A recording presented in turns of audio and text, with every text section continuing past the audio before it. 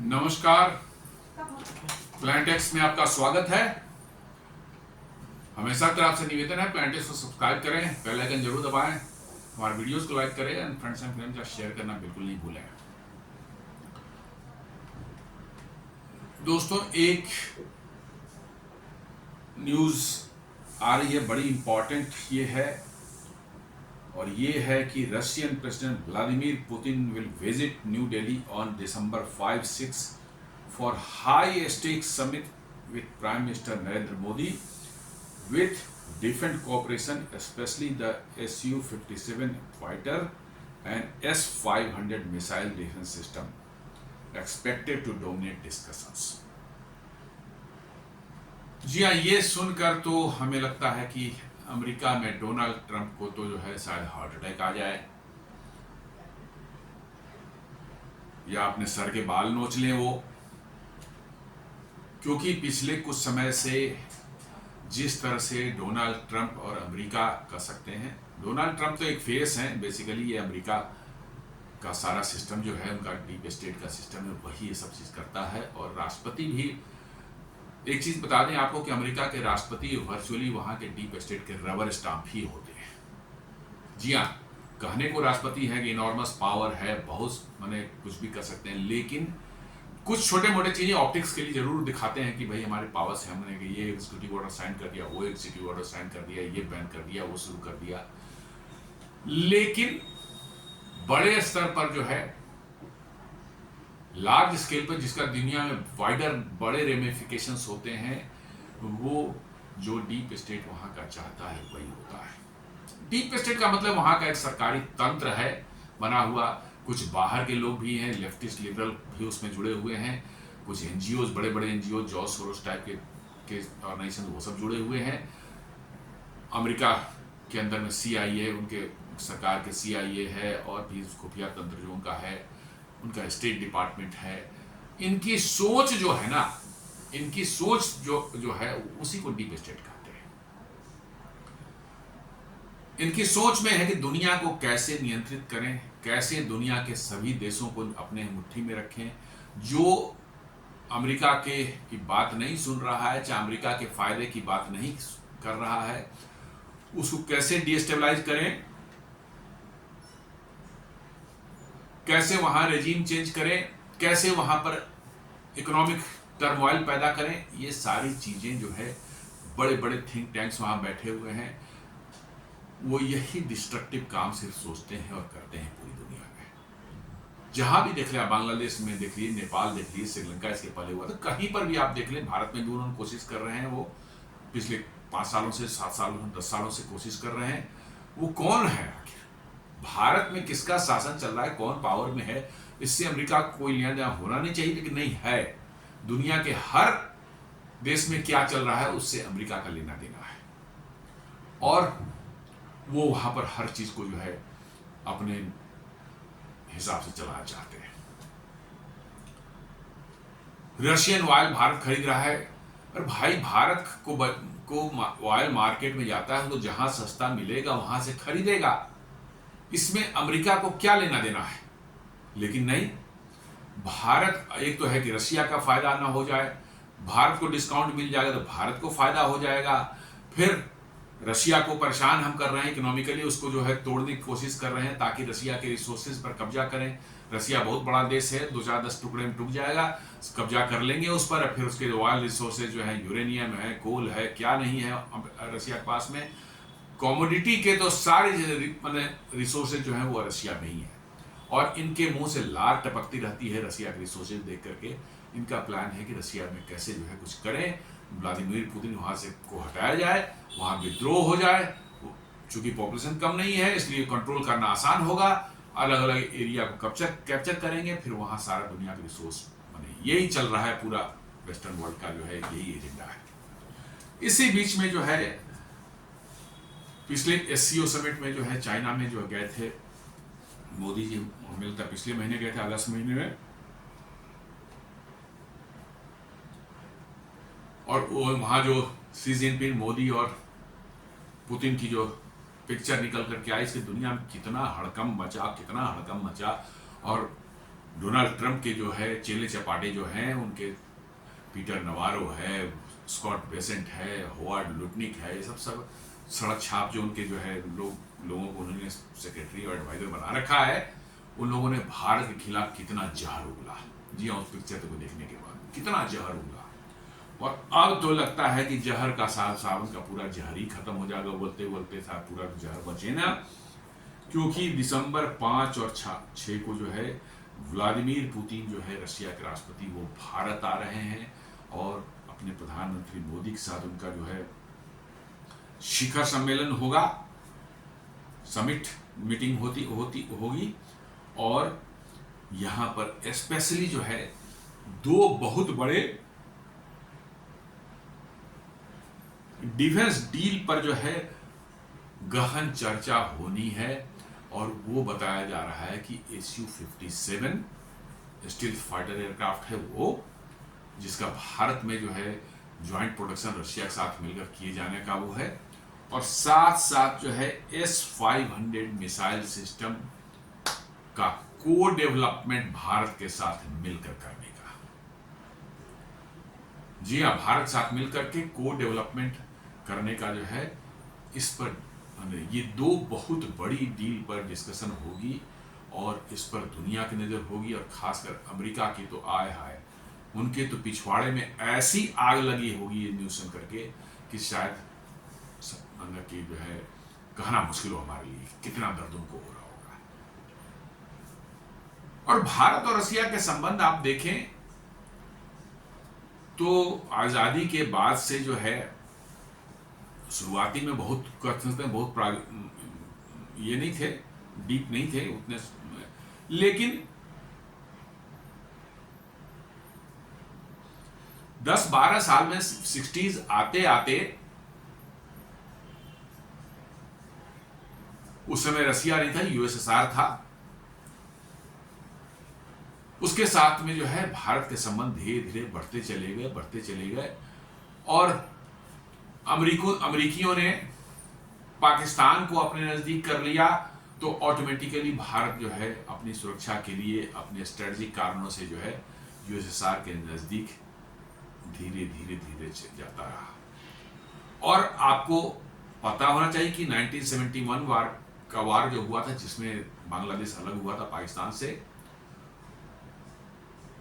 बहुत से हमारे जो यंग दर्शक होंगे शायद उस समय उनका जन्म भी ना हुआ हो, उनको शायद पूरी जानकारी उतने ना हो, तो वर्चुअली अमेरिका जो है अपना न्यूक्लियर एयरक्राफ्ट कैरियर जो है यूएसएस एंटरप्राइज और उसके साथ जो पूरा उनका जो बेड़ा चलता है, फ्लीट चलती है, उसको लेकर भारत पर अटैक करने के लिए वो ऑलरेडी जो है बंगाल की खाड़ी तक पहुंच चुके थे।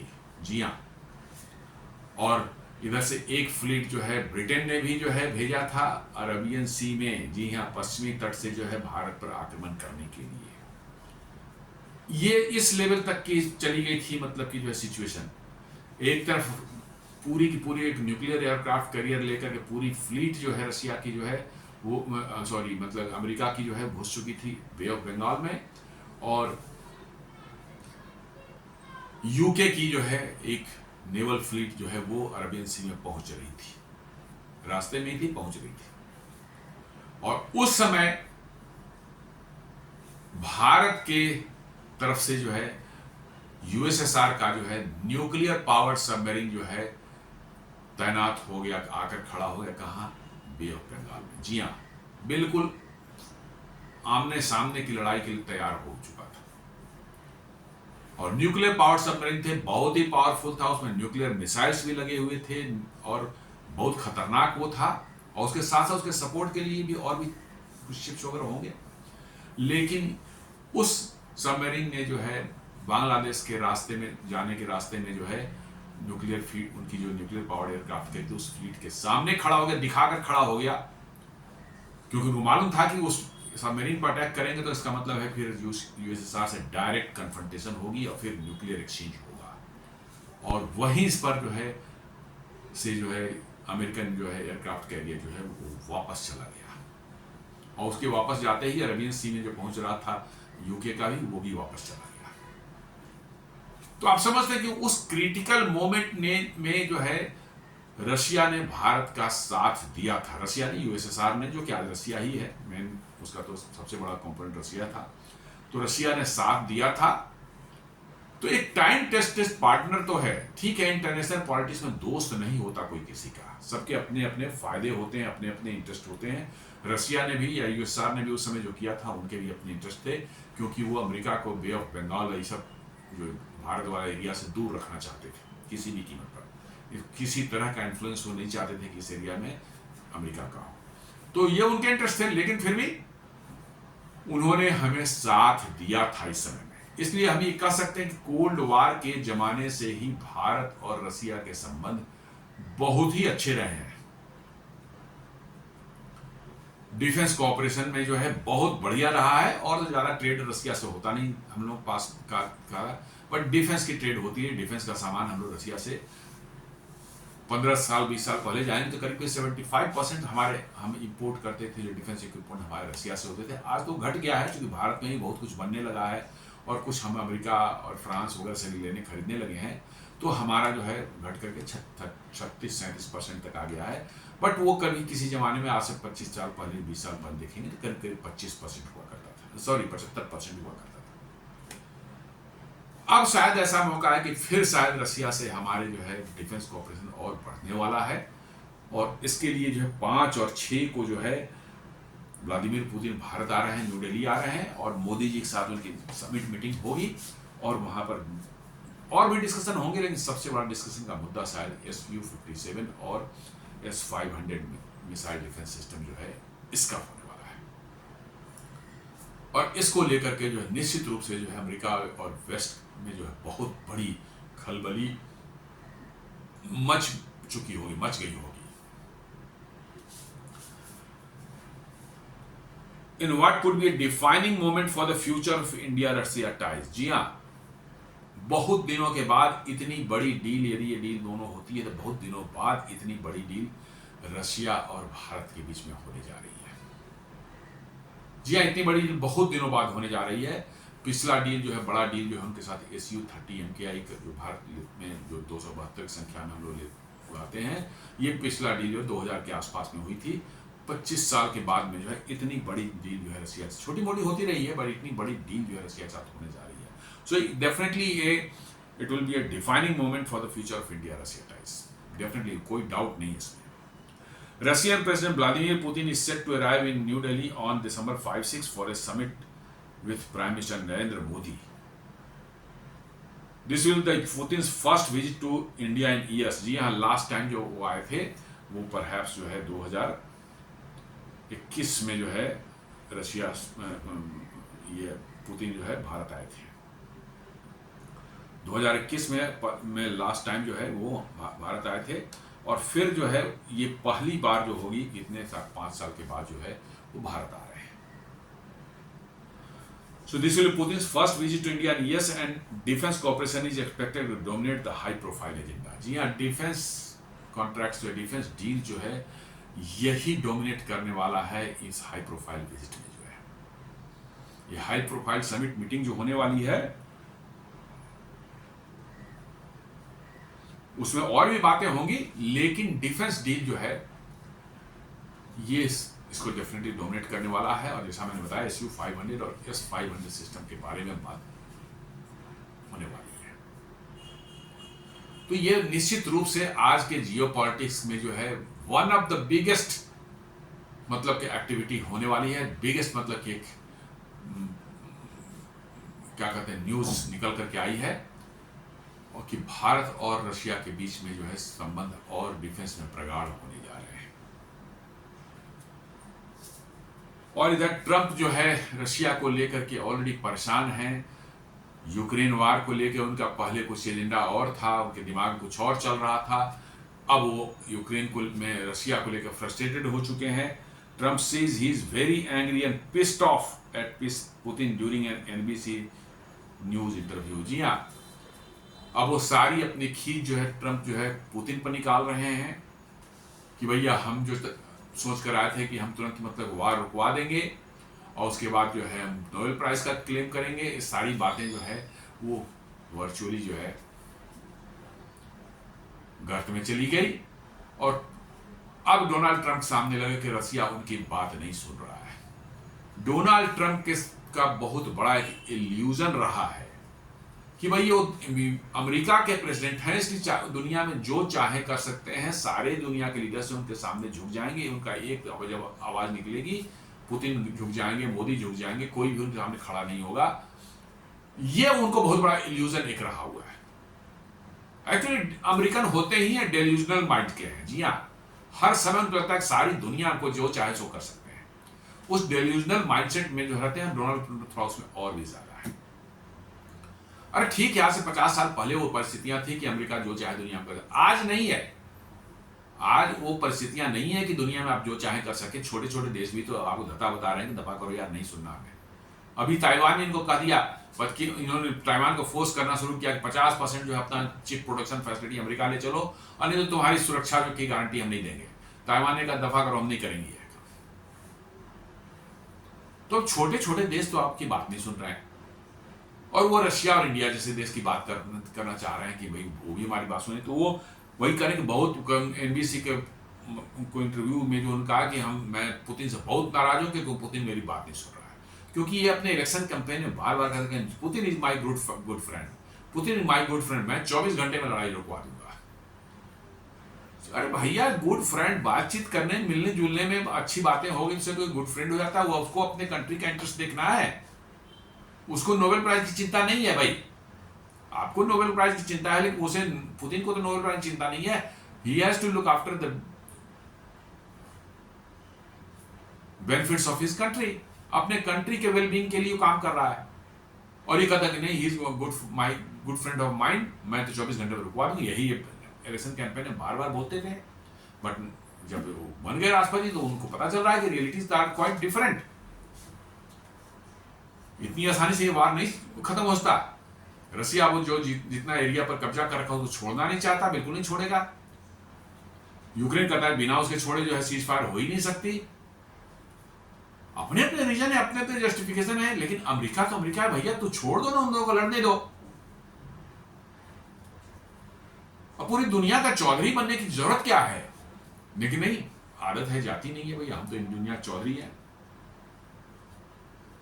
Trump sudden Ukraine shift reveals new frustration with Putin. यार अभी रिसेंटली जो है 4-5 दिन हुए जब उन्होंने कहा कि हम उसको अमेरिका को जो है इसको जेलेंस्की को जो है हम बड़े बड़े हथियार देंगे, इवन टोमाहॉक क्रूज मिसाइल जो 2500 किलोमीटर तक मार कर सकता है वो भी हम देंगे। इसका मतलब साफ है कि इतने फ्रस्ट्रेट हो चुके हैं कि जिस बात को उन्होंने कहा है 24 घंटे में लड़ाई जुड़ा, लड़ाई बहुत खराब चीज है, ये है वो है, अब वो उस लड़ाई को और आग लगाने के लिए और तेल डालने के लिए और घी डालने के लिए तैयार बैठे कर रहे हैं कि मैं 2500 कर। भाई यदि आपका एम है लड़ाई को रुकवाना तो why you will give Tomahawk missile to the Ukraine? और आपका लेना क्या देना क्या? आपके टेरिटरी से करीब 12-13 किलोमीटर दूर है ये जगह। Why you are interested in this? भाई ये दो देशों का मामला है, लड़ने दीजिए उनको। आप क्यों इसमें इंटरेस्टेड है? कोई जवाब नहीं है।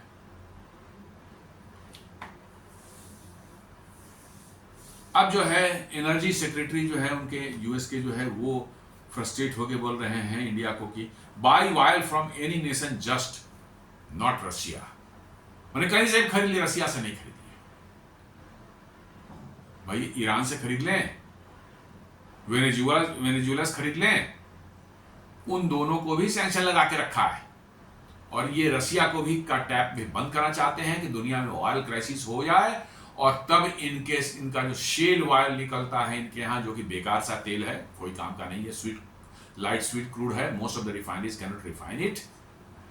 उनका जो है क्योंकि वो शेल ऑयल निकालना खर्चीला होता है, जब तक $60-65 से ऊपर प्राइस नहीं रहेगी क्रूड की दुनिया में, तब तक उससे तेल निकालना जो है एक्सपेंसिव काम है, वो फायदेमंद नहीं है, लॉस का काम, बिजनेस है। अब वो चाहते हैं कि तेल का दाम $100 तक पहुंच जाए और क्रॉस करके चला जाए, ऊपर चला जाए, ताकि उनके शेल ऑयल निकालने वाली कंपनियां, जिन्होंने जो है इनके इलेक्शन कैंपेन में काफी खर्च किया था, चाहे अदर एनर्जी कंपनियां जो है, एक्सॉन मोबिल है, शेवरॉन है, ये सब जो है, ये इनकी कमाई हो सके और ट्रंप को भी कुछ मलाई उसमें से मिल जाएगी। जी हाँ, ट्रंप तो इसके लिए फेमस है, उनको भी मलाई मिल जाएगी कुछ उसमें से।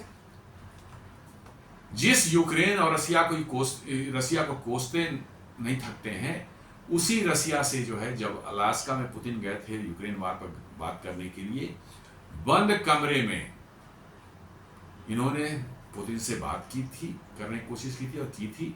वहीं के न्यूज़पेपर जो है ने इसको छापा है कि कैसे एक्सॉन मोबिल को जो है रसिया के जो है वाल का प्रोजेक्ट है साखालिन आइलैंड में, एकदम एक्सट्रीम ईस्ट में, पैसिफिक ओशियन में है वो, उसमें कैसे जो है एक्सॉन मोबिल को घुसाया जाए ताकि वो भी कमाई कर सके कुछ। जी हाँ, एक्सॉन मोबिल का जो है यूक्रेन वार पर 30% स्टेक था साखालिन प्रोजेक्ट 1 में जो है, लेकिन हेगड़ी इनकी बहुत ज्यादा रहती है ना। जैसे ही लड़ाई शुरू हुई, अपना बेच करके जो है छोड़ छाड़ कर वहां से निकल लिए, अब खत्म हो गया इनका मामला। अब क्या है कि साहब इनके 4-5 बिलियन डॉलर वहां फंस गए, पैसे अटके हुए होंगे, इनका जो हिस्सा था प्रॉफिट वगैरह का जो है। अब ये चाहते हैं किसी भी तरह से एक्सॉन मोबिल जो है घुस जाए उस प्रोजेक्ट द्वारा और वहां से कमाई करे।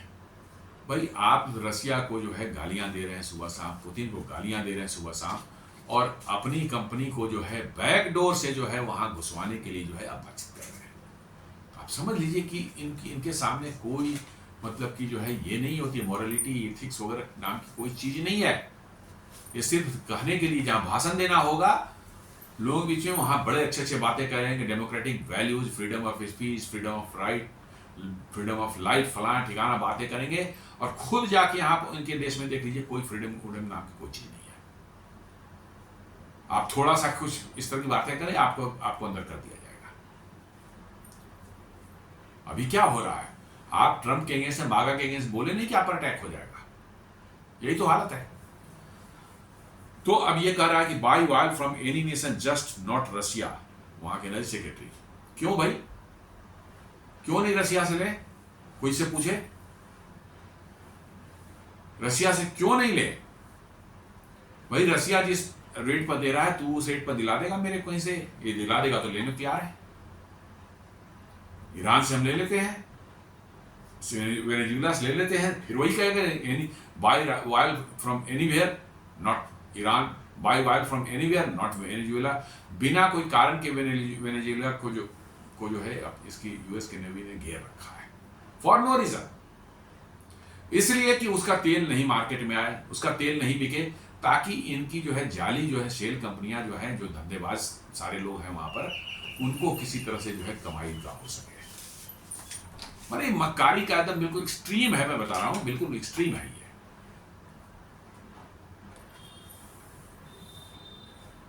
उसी बीच में पहले से बात चली, India negotiate SU-57 deal with local production of 120 to 140 jets at HAL Nashik. जी हाँ, ये बात पहले से चल रही है। रशिया ने खुद ही ऑफर दिया है और उनकी टीम शायद विजिट करके नासिक को दे। नासिक क्यों चूज किया गया है? बिकॉज कि वहां पर ऑलरेडी एक फैसिलिटी बनाई रेडी है, जिसमें SU-30 MKI की जो है प्रोडक्शन होती थी। SU-30 MKI जितना बनना था 272 वो बन गए, अब वो आइडल पड़ी हुई है जगह, सारा कुछ फैसिलिटी है, कवर्ड स्पेस है, जिग्स लगे हुए हैं, तो कुछ माइनर मॉडिफिकेशन उन्हीं जिग्स में करके जो रशिया कह रहा है कि SU-57 वहीं से बन सकता है। तो इसमें क्या हो, खर्च कम हो गए। जी हाँ, खर्च कम हुआ क्योंकि बहुत सी फैसिलिटीज वहां इंफ्रास्ट्रक्चर बना हुआ है। तो इसलिए जो है रशियन टीम आकर के वहां ऑलरेडी इंस्पेक्ट करके जा चुकी है, और उन्होंने ही ये प्रपोजल किया कि भारत में 120 से 140 जेट्स जो हैं बनाए जा सकते हैं। और रशिया को उसकी जरूरत इसलिए है कि SU-57 का उनको कोई अभी तक कस्टमर नहीं मिल रहा है, other than the Russian arm forces, air force की जो है। और रशिया को कैश की जरूरत है, पैसे की जरूरत है, और इसलिए जो है रशिया चाह रहा है कि भारत इसको ले। भारत के लेने से क्या होता है, भारत एक बड़ा एयरफोर्स है, और भारत के एयरफोर्स में इतनी बड़ी संख्या में कोई हवाई जहाज शामिल हो जाता है तो उसका नाम हो जाता है दुनिया में, फिर और देश भी उसको लेना शुरू कर देते हैं। और इसीलिए रशिया चाह रहा है कि भारत इसको एटलीस्ट ले। The Su-57, Russia's answer to America F-35, is a state-of-the-art fifth generation stealth fighter built for dominance in the skies. ये फिफ्थ जनरेशन फाइटर जो बनाया गया है। ऑफ कोर्स लोग कहते हैं कि F-35 के साथ जो है कंपेयर करना इसको ठीक नहीं है, क्योंकि F-35 बहुत बड़ा छोटा प्लेन है और ये बहुत बड़ा प्लेन है, और साथ साथ जो है सेंसर फ्यूजन वगैरह जो है उसमें ज़्यादा अच्छे हैं F-35 में, इसमें कम है। स्टिल फीचर भी इसके थोड़े से उससे इंफीरियर हैं। फ्रंटल स्टिल तो it is okay, but side से और पीछे से स्टिल जो है वो बहुत अच्छा नहीं है, ये फैक्ट है। लेकिन आज के दिन में स्टिल्थ की जरूरत तब पड़ती है जब आपको किसी के एरिया में घुस करके जो है तब वहां बॉम्बिंग करनी हो, अटैक करना हो। आज के समय में जो है समय ऐसा आ गया है कि आप स्टैंड ऑफ डिस्टेंस से 200, 400, 500, 800 किलोमीटर दूर से जो है आप एकदम पिन पॉइंट एक्यूरेसी के साथ जो है किसी अपने टारगेट को जो है मार सकते हैं। अब तो और भी ज़्यादा 1500, 2000, 2500 किलोमीटर तक भी जो है क्रूज मिसाइल जो है से आप उनके जो है टारगेट्स जो है आपको डिस्ट्रॉय करें। You need not inter in the enemy territory. मैं ये नहीं कहता कि स्टिल्थ का कोई यूज नहीं है या कुछ ऐसा नहीं है, लेकिन इसकी उपयोगिता जो है धीरे धीरे कम हो रही है, इस सेंस में कि आपको स्टैंड ऑफ डिस्टेंस से फायर करने वाले वेपन्स जो हैं वो बड़ी तादाद में और बड़े लॉन्ग डिस्टेंस के इक्विपमेंट्स जो हैं अब अवेलेबल हो रहे हैं। जैसे ब्रह्मोस भी 300 किलोमीटर था, अभी करीब 500 किलोमीटर, 450 से 500 किलोमीटर तक वार तो करता है। अब उसका चल रहा है कि 800 किलोमीटर तक का ब्रह्मोस जो उसका टेस्ट किया जा रहा है। 800 किलोमीटर का हो जाएगा तो हो सकता है उसको 1100-1200 किलोमीटर तक कर दिया जाए, तो वो बढ़ता जा रहा है। और इसको फायर आप लॉन्ग मैंने अंदर अभी आपने देखा होगा ऑपरेशन सिंदूर में कैसे मतलब कि सुखोई 30 वगैरह MKI वगैरह ने जो है भारतीय सीमा में रहते हुए ही जो है ब्रह्मोस मिसाइल फायर की थी जो है पाकिस्तान के एयरबेसेस पर, उनके टेररिस्ट के जो हेडक्वार्टर थे उन पर, और बहुत बड़े पैमाने पर क्षति हुई थी। इसलिए स्टिल्थ जो है इंपॉर्टेंट है, लेकिन अब गिवन द सर्कमस्टांसेस और जिस तरह से सिचुएशन बदल रही है और इक्विपमेंट जैसे आ रहे हैं, मुझे लगता है कि stealth will not be play a dominant role in the future warfare. और रसिया का ये अमेरिका का ये स्टिल्थ जो है वो अनटेस्टेड है। जी हाँ, सिंपल सी बात है। किसी भी वॉर में जो है उनके स्टिल्थ एयरक्राफ्ट ने पार्टिसिपेट नहीं किया है, चाहे F-22 हो, चाहे F-35 हो, या इवन B-2 हो, बॉम्बर जो उनका है। अभी जो ईरान पर भी उन्होंने बम गिराया था, उसके पहले ही इजराइल ने उनके सारे जो है जितने एयर डिफेंस सिस्टम थे खत्म कर चुके थे, या इनफैक्ट जो है ईरान के पास एयर डिफेंस सिस्टम बहुत ही पुअर क्वालिटी के थे, उनका कोई ज़्यादा माने इफेक्टिवनेस तो कुछ भी नहीं थी। वहाँ पर जब सारे उनको भी ख़त्म जब इजराइल ने कर दिया, तब जाके 7 दिन बाद जो है अमेरिका ने कि B-2 बॉम्बर्स वहाँ गए हैं और बम गिरा करके उसका पूरा एकदम बिल्कुल छाती पीटते हुए साहब देख लीजिए एकदम बिल्कुल हमने ये कर दिया, थंब चेस्टिंग जो है कर रहे थे, चेस्ट थंपिंग जो है कि हमने ये गिरा दिया, वो गिरा दिया, सारा कुछ जो है बिल्कुल मैंने वो कर दिया। तो मैं यही कहता हूँ कि अमेरिका के जो है स्टिल्थ फाइटर जो है वार टेस्टेड नहीं है।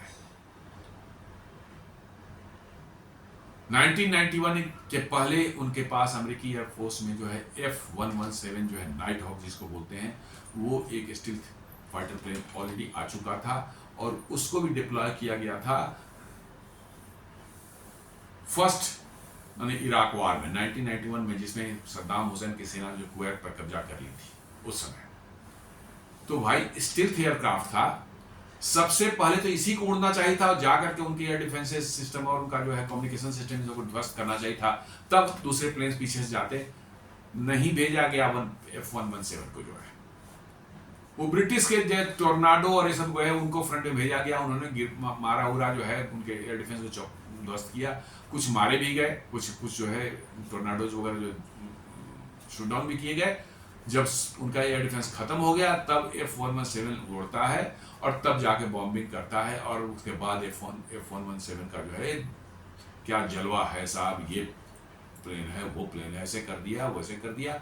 और इसी F-117 को जो है कोसोवो वार में जो के समय जो है मार के गिरा दिया गया था। बिल्कुल पुराने ढंग के जो है एकदम रशियन कोई ओरिजिन का पुराना मतलब एयर डिफेंस सिस्टम ने जो है इस 117 को मार के गिरा दिया था।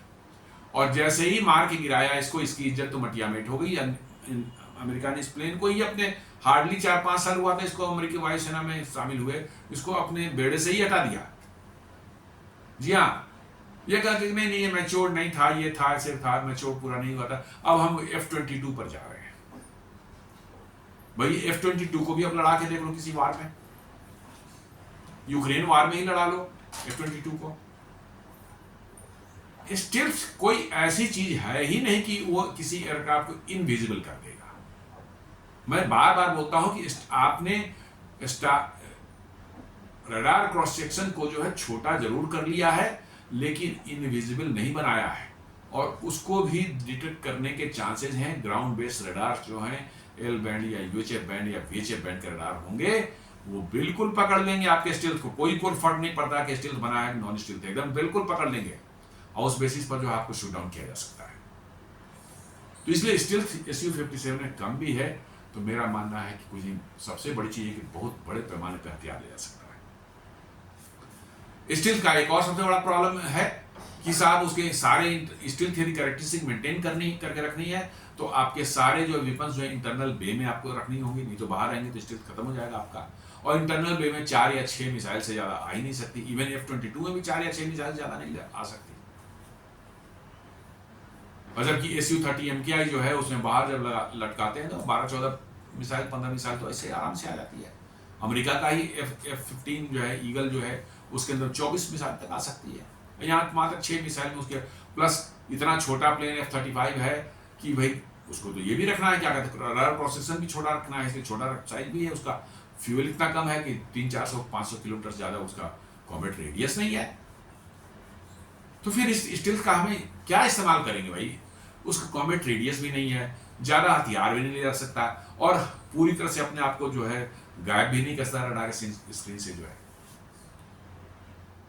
तो ये सब बातें हैं, लोग बहुत तरह की बातें करते हैं, लेकिन स्टिल्थ जो है एक लिमिट तक आपको हेल्प करता है रडार क्रॉसिंग थोड़ा कम करने का, ये इनविजिबल नहीं बना देता।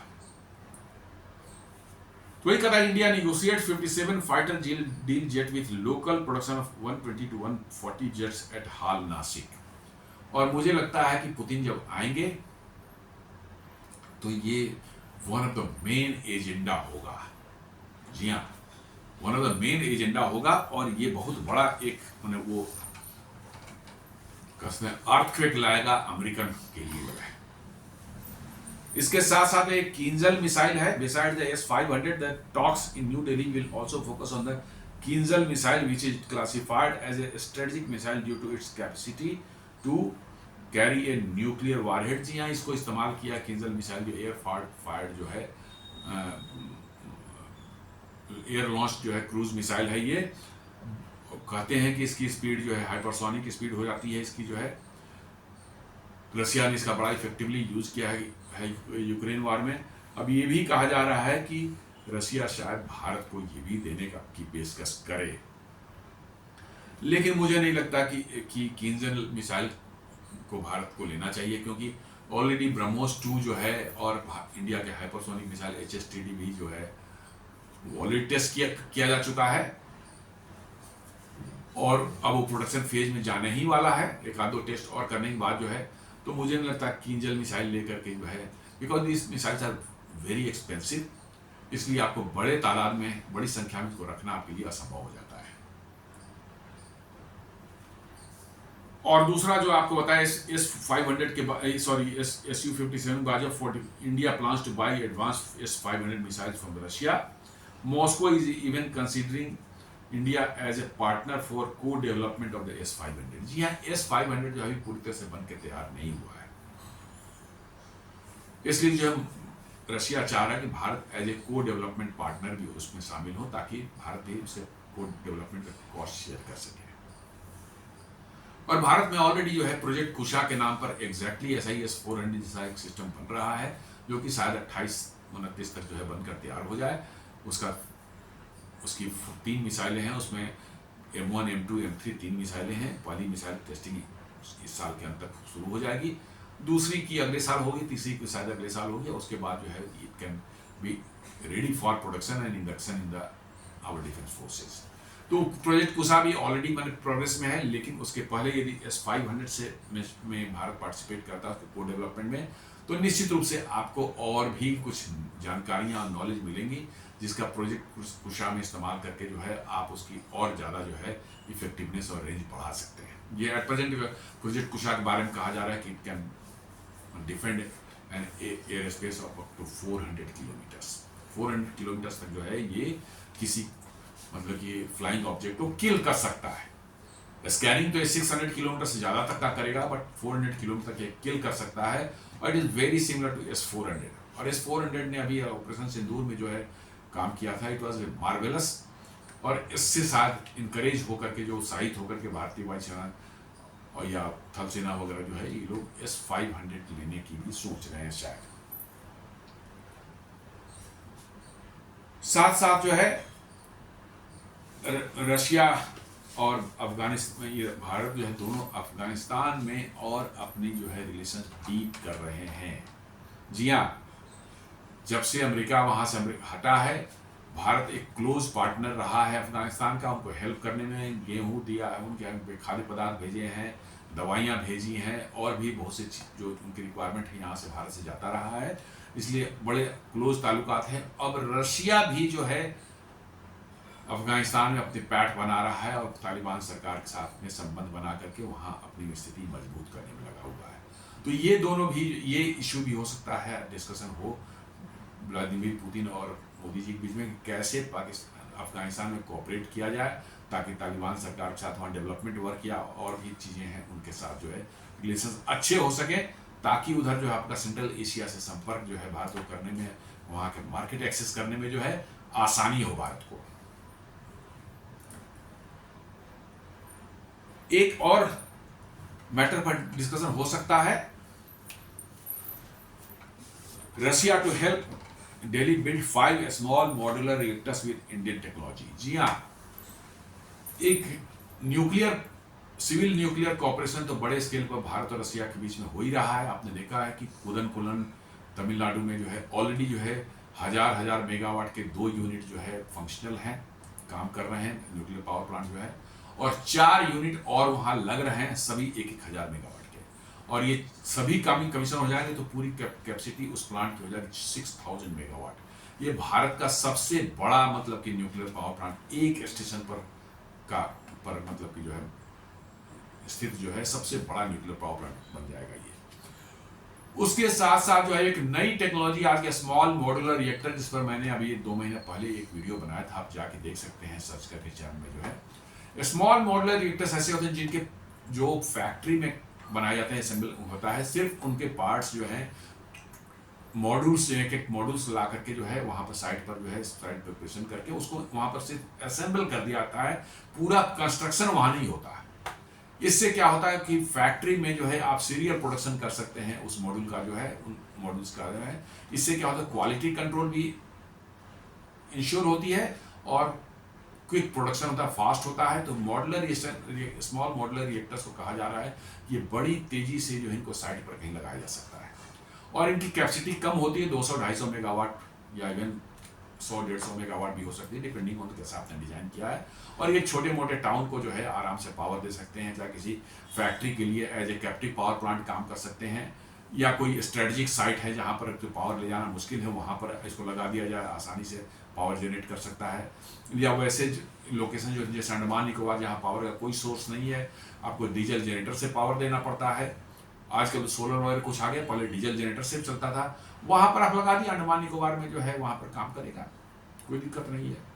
तो वो स्मॉल मॉड्यूलर रिएक्टर बनाने में भी जो रशिया भारत के साथ जो है टेक्नोलॉजी शेयर करने वाला है, और भारत को जो है small modular reactor Indian technology के साथ बनाने का जो है कोऑपरेशन होने वाला है। ये बहुत ही इंपॉर्टेंट, डिफेंस के बाद ये one of the most important deals ये होने वाली है। तो दोस्तों ये था हमारा विश्लेषण आज का। व्लादिमीर पुतिन जो विजिट कर रहे हैं 5 और 6 दिसंबर को भारत, और मोदी के साथ समिट मीटिंग उनकी होगी, और S-500 और SU-57 पर डिस्कशन होगा, और साथ साथ एक और इम्पॉर्टेंट है small modular reactor nuclear reactor पर भी उस पर भी बनाने के, उसको डेवलप करने पर भी बात शायद हो सकती है। उम्मीद करता हूँ वीडियो आपको पसंद आया होगा। आप इसे हमारे वीडियोस को लाइक करें, फ्रेंड्स एंड फैमिली के साथ शेयर करें, हमारे चैनल को सब्सक्राइब करें और बेल आइकन दबाना बिल्कुल नहीं भूलें। धन्यवाद।